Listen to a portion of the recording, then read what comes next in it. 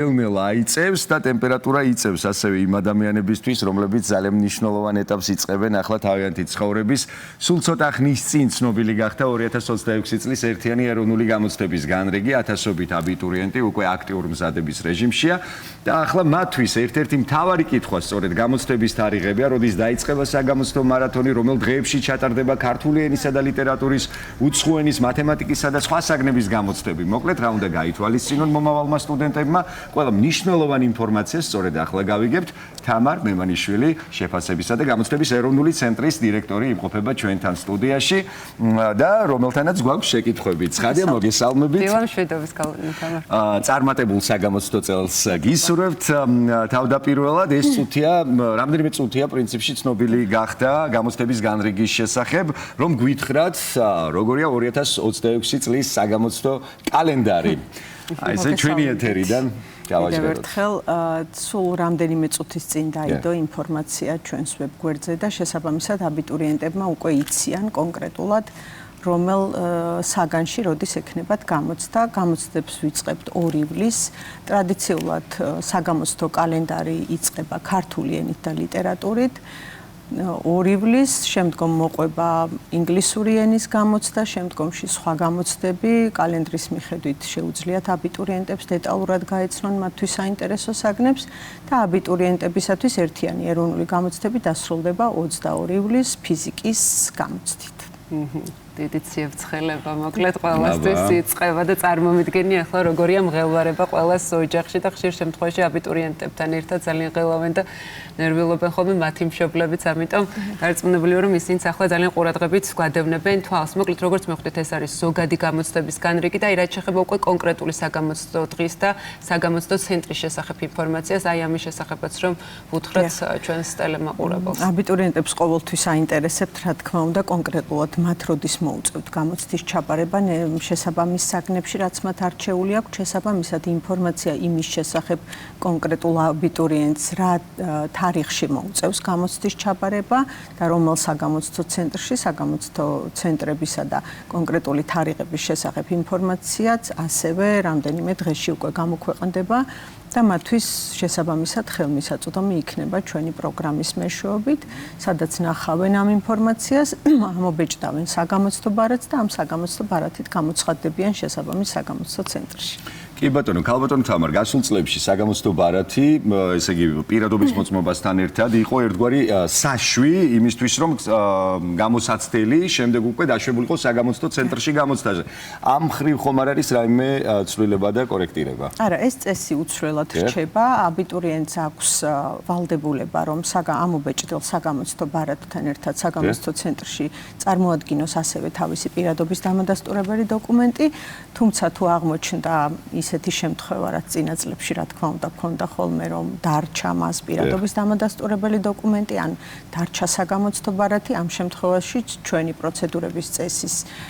პროცედურებისა და წესების დაცვით მათ გაუწევენ ადგილზე კონსულტაციას, ამოუბეჭდავენ საგამოცდო ბარათს და იმ შემთხვევაში თუ კი მათ სახლში დარჩათ პირადობის დამადასტურებელი დოკუმენტი, ეს მათ არ შეუშლის ხელს გამოცდის ჩაბარების პროცესში, ჩააბარებენ გამოცდას საგამოცდო ცენტრში შეუფერხებლად, თუმცა 12 სამუშაო დღის ვადაში მათ მოუწევთ, რომ წარმოადგინოთ იმ საგამოცდო ცენტრში, სადაც გამოცდა ჩააბარეს, მათი პირადობის პირველი პრეცედენტია, ხო? არ არის პირველი, ასე იყო ეს ტრადიცია, ასე იყო, უბრალოდ მათ რომ არ შეეშალოთ ხელი, არ მოუწიოს სახლში გაბრუნება და დოკუმენტის უკან მოსტანა.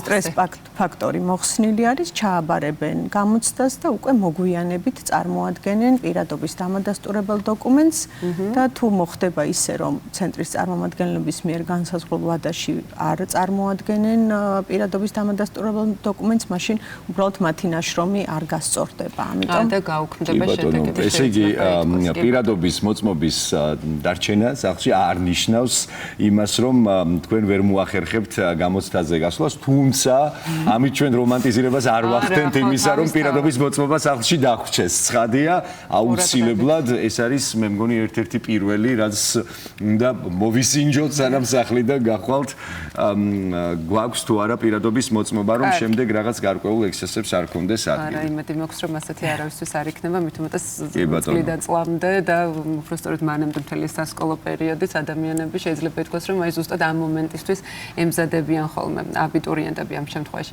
მოდი გავაგრძელოთ იმით, რამდენი საგამოცდო ცენტრი არის წარმოდგენილი და რომელ ქალაქებში თუ შეგვიძლია რომ ესეც გავაზიაროთ. ჩვენ საქართველოს მასშტაბით როგორც წინა წლებში გვაქვს 24 საგამოცდო ცენტრი. 24 საგამოცდო ცენტრიდან 9 საგამოცდო ცენტრი თბილისში არის გამომდინარე იქედან რომ ყველაზე მეტი აბიტურიენტი ირჩევს თბილისს და რეგისტრირდება თბილისის საგამოცდო ცენტრებში.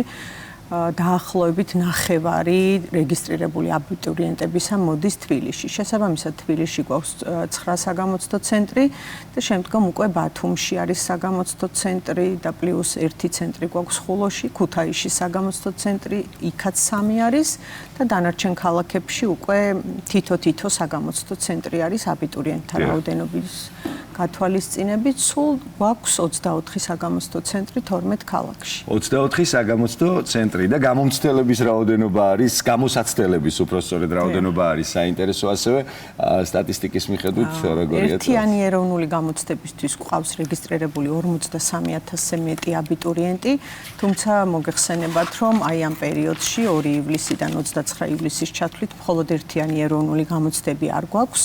გვაქვს სამაგისტრო გამოცდები, სადაც მაგისტრანტობის მსურველთა რაოდენობა 10000 საჭარბებს, გვაქვს ასევე მასწავლებლების გამოცდები, სადაც რაოდენობა 29000 საჭარბებს. შესაბამისად, დაახლოებით 83000-ზე მეტი გამოსაცდელი პირი ყავს ცენტრს ივლისის პერიოდში. სერიოზული გამოწვევა, რომელსაც მე დარწმუნებული ვარ, რომ ისე როგორც ყოველ წელსაც შესაბამისად ღირსეულად უპასუხებთ.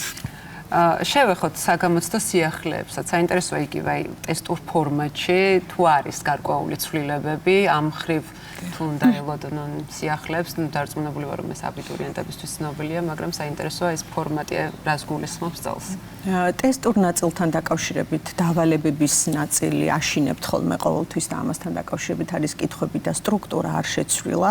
აბიტურიენტებს შეუძლიათ გაეცნონ წინა წლების საგამოცდო ტესტების ნიმუშებს და სტრუქტურული თვალსაზრისით სტრუქტურა ტესტის არ შეცვლილა.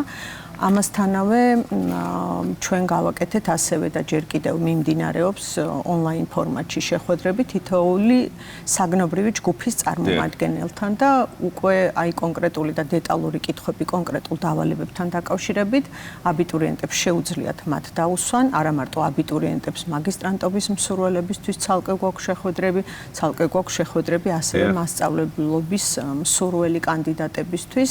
ამიტომ ამ ნაწილში ცვლილება არ არის, შეხვედრები გრძელდება, ცენტრი მოიცავს შეხვედრას. აი, რა სახის შეხვედრებია ეს, იმიტომ რომ როგორც წესი, საინფორმაციო კამპანია ძალიან მნიშვნელოვანი არის ხოლმე თითოეული აბიტურიენტისთვის, გამოსაცდელისთვის, იმიტომ რომ მაქსიმალურად მობილიზებულები, ინფორმირებულები იყვნენ და არც ერთი კითხვა აღარ არსებობდეს.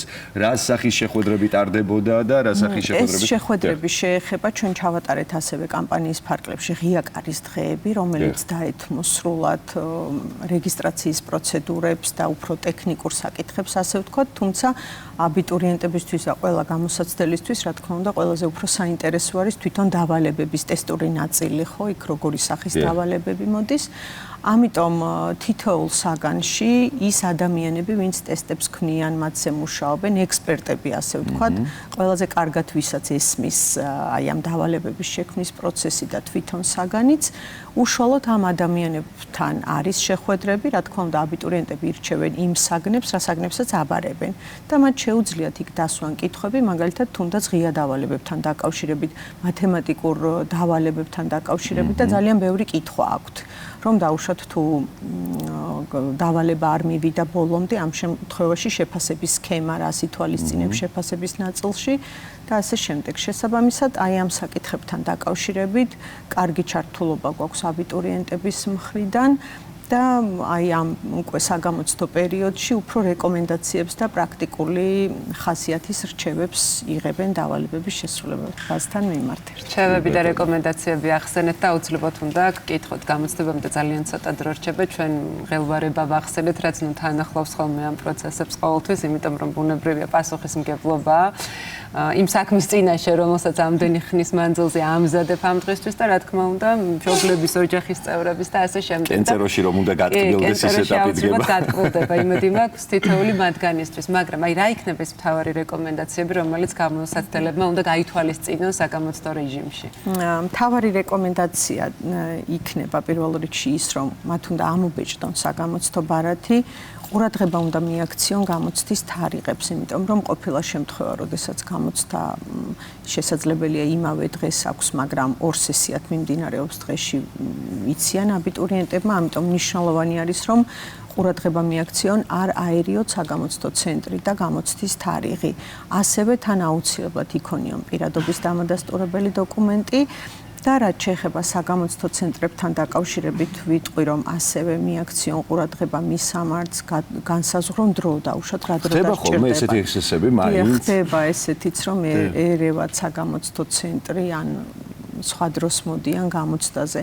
და წელს ჩვენ სიახლე გვაქვს 4 საგამოცდო ცენტრი ჩავანაცვლეთ.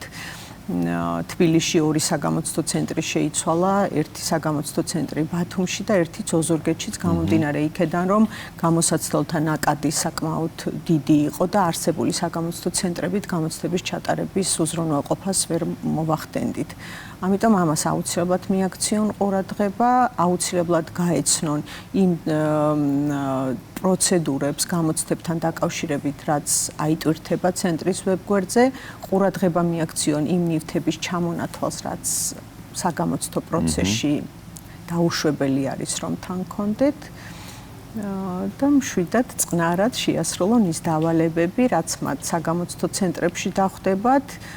ცენტრი შეუქმნით მაქსიმალურად არასტრესულ გარემოს, ყველა თანამშრომელი ცენტრის განთავსებული არის ცენტრში იმისთვის, რომ მათ მაქსიმალურად უსაფრთხოდ, მშვიდად, ნაკლებად სტრესულ გარემოში შეძლონ გამოცდების ჩაბარება. და კიდევ ერთხელ ვუსურვებ მათ წარმატებებს. ძალიან დიდი მადლობა. უნდა და ყველას წარმატება.